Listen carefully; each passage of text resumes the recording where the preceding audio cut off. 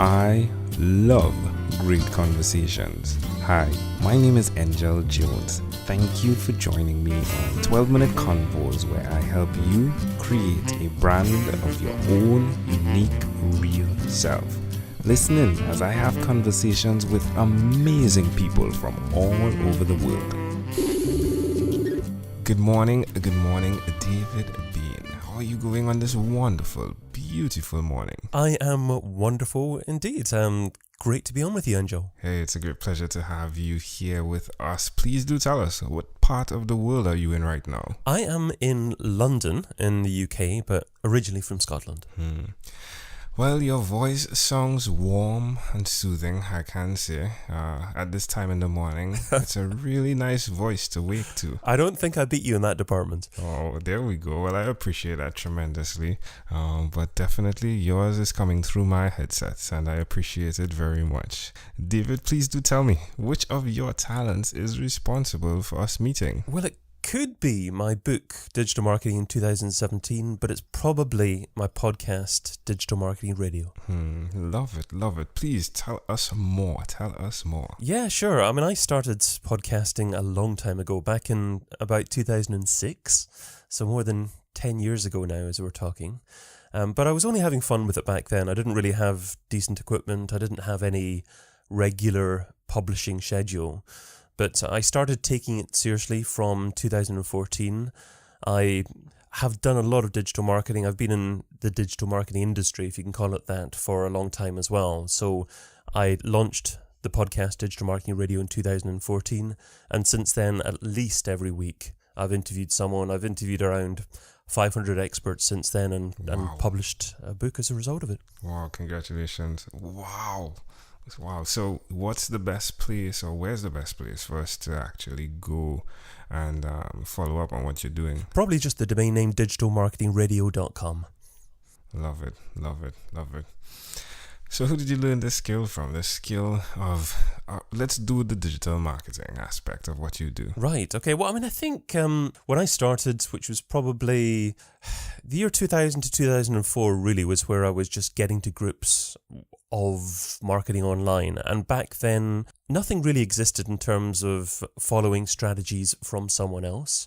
So I was fumbling along and learned a lot of things by myself. And by about 2004, I was starting to make a full-time income doing things like publishing content on websites and using Google AdSense to build revenue. So that wasn't really a skill set that I learned from everyone else. I think everyone at that time was just fumbling along and discovering things by themselves.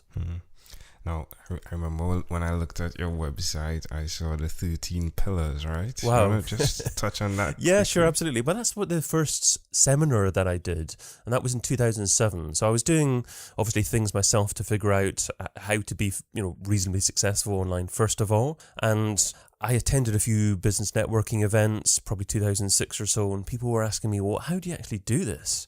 So I figured out that there was actually a desire for people to attend seminars to learn this, and the first seminar that put together the 13 pillars of internet marketing. You could actually search YouTube for a seminar that I did in about April 2007, and that's still up there. And if people want to check that out, the content is great. The video quality is. It is what it is, right? Well, yeah, I think the resolution that I broadcast in was something like 320 pixels wide by, it would have been 4:3, so 200 and something pixels, yeah. Ouch, yeah. But the content is there. Yeah, absolutely. It just gives it character, yeah. Yeah, absolutely, yeah. And that was received well, but the only kind of positive, piece of constructive feedback that I received was, okay, how do you change it? How do I actually implement the 13 pillars? So from there, I actually turned it into the 26-week digital marketing plan to give people a more of an actionable approach and something that they could follow. The digital marketing world is consistently changing, but the principles remain the same. Why will you continue to repeat this skill, nevertheless, David? Well, yeah, the principles certainly remain the same, and the principles of good marketing remain the same. I think the challenge is that there are so many thousands of different pieces of software and strategies that you can use now. It's very difficult to know which direction to actually move in. I prefer to use what I call the 4H model of content marketing to bring things together, which is heart content, focusing on your own product and service, hero content, so every so often publishing an incredible piece of content, hub content, so that's your episodic content like this, like we're recording at the moment, and also help content, the content that you can publish on your website. And if you can think of that as a structure and then have all your digital marketing that goes into it, I think there's no need to be concerned about changes in digital marketing because you can have that as a consistent framework throughout time. I love that. 4 H's. Wow. Gold. Wow. Tell me one other thing you've done consistently over the last 3 years, please. Well, it has to be podcasting, because my big podcast, my main podcast, Digital Marketing Radio, I launched in 2014, and I've been very, very consistent about doing that. And I think one important thing to mention about that is I haven't really worried about building up an audience. I've focused more on just having incredible conversations with people that I wanted to talk to, and then followed up on those conversations. And I asked people whatever I wanted to know. And obviously if people wanted to listen, fantastic. Yeah, I've got a decent number of listeners. But it's important, I think, not to focus on being concerned about building up the volume of listeners. Yeah. I'd agree with that. So listeners have been to the beginning. I think every podcast has to look under the hood, right? It's like, what type of engine is there? You have to be doing it for yourself to begin with, yeah. Yeah. But most definitely, I think you hit the nail on the head. The motivation shouldn't be listeners, because then you'll find yourself staying away from the 4 H's, right? And doing whatever you want or need to do to get listeners. And that doesn't go too well. No. I totally agree with you, David, on that. How does it make you feel, though? Speaking to individuals who are answering the questions you have. It's wonderful, because I'm really passionate about podcasting, about audio podcasting. And I think one of the secrets to being able to stick with something for the long term is finding something that you are particularly passionate about doing, and then commit to getting great at doing that. And then if you do that, then naturally opportunities will arise from that. There's no point. I mean, you mentioned that digital is changing so quickly, and it is. So there's no point in thinking, I want to master this skill because I can see that lots of people are building revenue at doing that. If you do that and you're not particularly passionate about doing that, other people will be a greater success who happen to be more passionate about it than you are. Hey David, since I started podcasting, there are a few things I learned, right? And one of the things I learned that I'd like to share with you is when someone is speaking about passion, the way they pronounce passion usually expresses how passionate they are. So you see, when you said, passion, yeah, that is definitely it. Yes, you've got to be careful about those plosives in podcasting, don't you?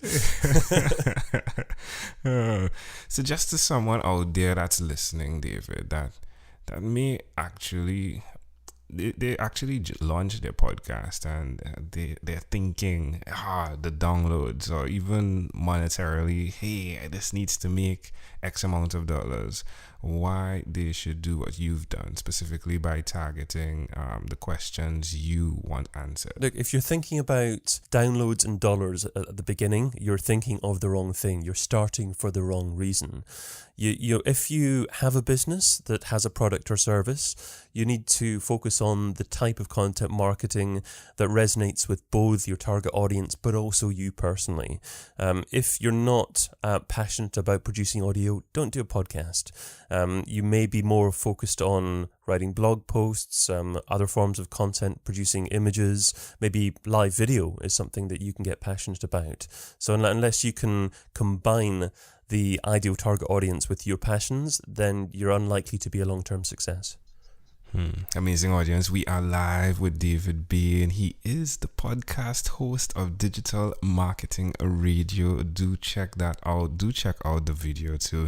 The 13 Pillars of Internet Marketing. Pretty intriguing stuff right there. David, let's switch gears for a moment and let me now invite you into my time machine that is surrounded with beautiful, warm, blue Caribbean water.